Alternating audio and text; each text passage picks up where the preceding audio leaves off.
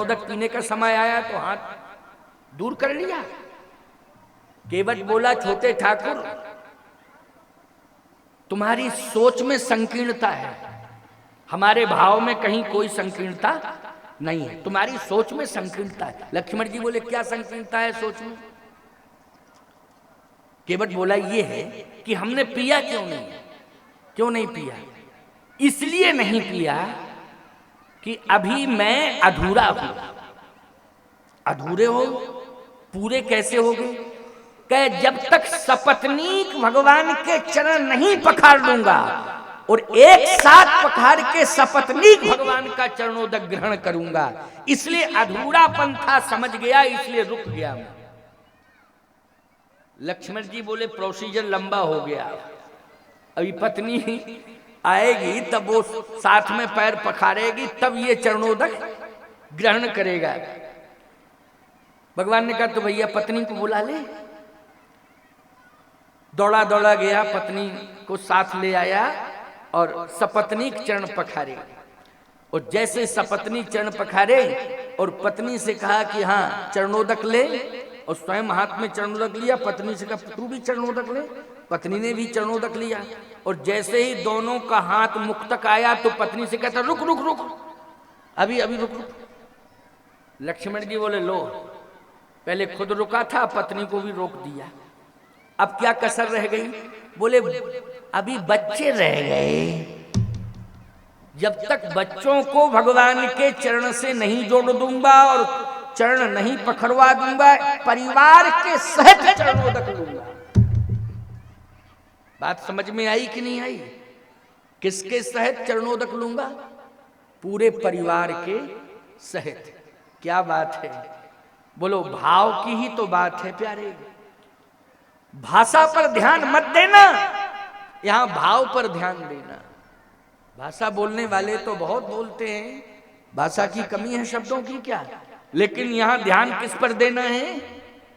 भाव पर ध्यान देना है। सुन के वट के बैन प्रेम लपेटे अटपटे, बेहस करुणाएन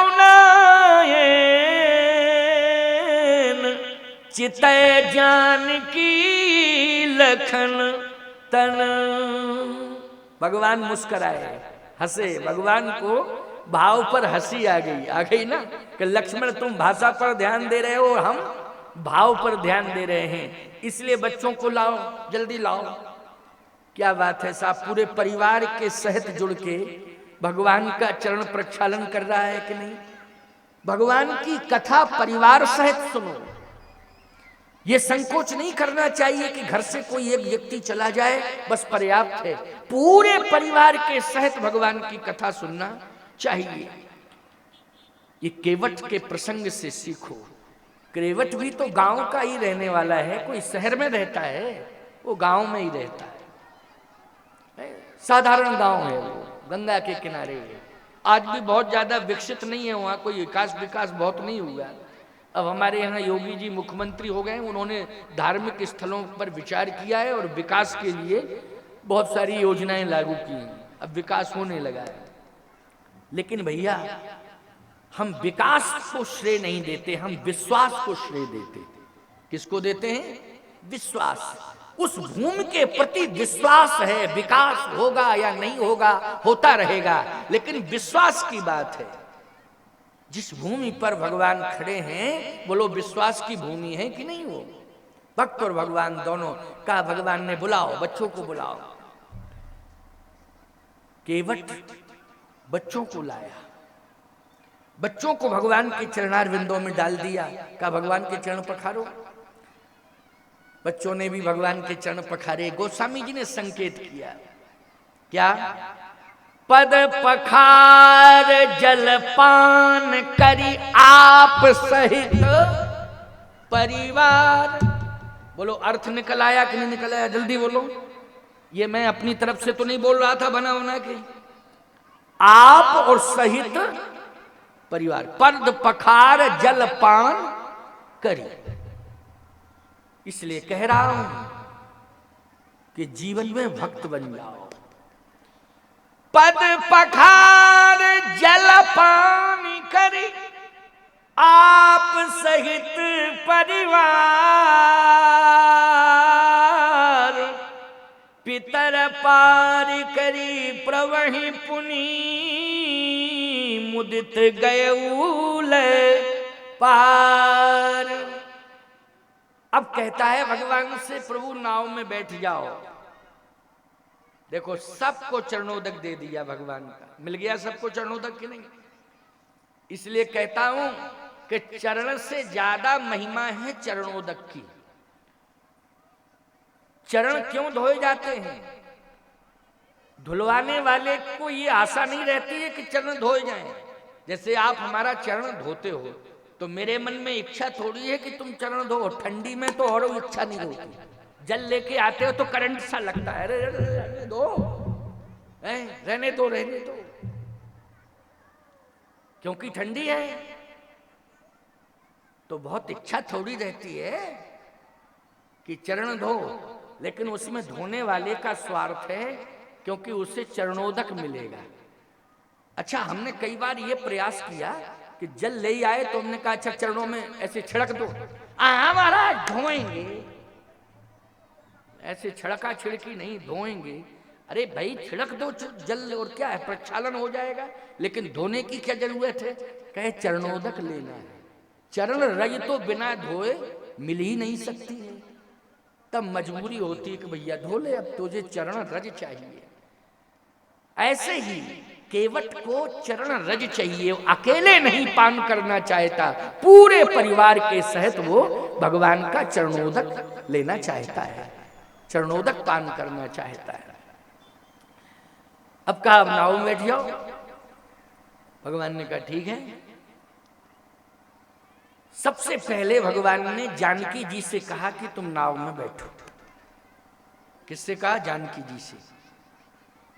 पहले जानकी जी ही बैठी हैं नाव में, क्योंकि सुमंत जी ने जो रिपोर्ट दी है कि राम सखा तब नाव मंगाई, प्रिया चढ़ाए चढ़े रघुराई। क्यों भाई? सुमंत जी ने जो रिपोर्ट दी है वो सही रिपोर्ट दी कि नहीं?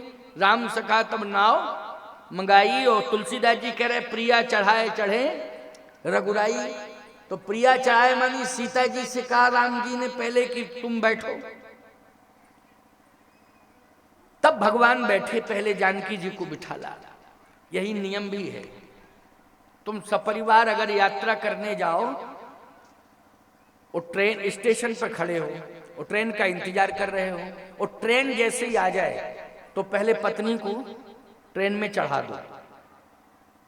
थोड़ा बहुत आगे होंगे चढ़ेगी, तुम तो दौड़ धूप करके चढ़ भी जाओगे। बोलो चढ़ जाओगे कि नहीं? लेकिन तुम चढ़ गए और ट्रेन चल दी और स्टेशन पर पत्नी खड़ी, तो क्या मतलब है ना? इसलिए पहले जो है पत्नी को चढ़ा दो, बाद में तुम चढ़ जाओ। क्योंकि तुम तो थोड़ा दौड़ धूप करके भी ट्रेन में चढ़ सकते हो या बस में चढ़ सकते हो, जिस साधन से यात्रा कर रहे हो उसकी बात मैं कर रहा हूं। लेकिन भगवान राम ने नाव में पहले प्रिया चढ़ाए तब चढ़े रघुराई। पहले सीता जी को नाव में चढ़ा दिया, बाद में भगवान चढ़े। और जब उतरने की बारी आए तब पत्नी को पहले उतारो। उतर ठाड़ी भय सुर सरी रेता सिय राम गोह लखन समेता। बोलो भाई, सीता जी को पहले उतारा गया, फिर राम जी उतरे। यही क्रम है, इससे शिक्षा मिलती है। तो सीता जी बैठ गई नाव में, भगवान भी बैठ गए, लक्ष्मण जी बैठ गए। केवट से कहा कि अब पतवार हाथ में लो, चलाओ। तो केवट ने कहा हाँ वो तो चलानी पड़ेगी। सो पतवार हाथ में लिया और नाव चलाने लगा। और नाव जैसे चलाई तो बीच मझधार में जैसे ही नाव पहुंची तो उसने पतवार ही छोड़ दी। जैसे पतवार छोड़ी तो लक्ष्मण जी बोले भैया भैया भैया खतरा खतरा खतरा। भगवान बोले क्या हो गया? अरे बोले पतवार छोड़ दी इसने। अब पतवार छूट गई है तो खतरा, वो बीच मझधार में नाव भी भंवर में फंस गई, चक्कर काटने लगी। लक्ष्मण जी बोले अब तो खतरा है भैया,